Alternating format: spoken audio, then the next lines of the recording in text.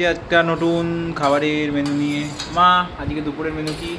এই যে ভাত বেড়ে দিয়েছি, গরম ভাত, উচ্ছে আলু ভাজা, উচ্ছে আলু ভাজা, এমনি আলু ভাজা, ডাল দিয়ে খাওয়ার জন্য মুগের ডাল দিয়ে।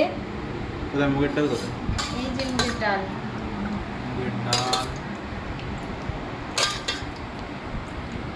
ডালটা ঘন হয়েছে বেশ। মুগের ডাল আর হচ্ছে এখানে সোয়াবিন আলুর তরকারি। পয়সা কালারটা ভালো এসেছে। জল দাও একটু।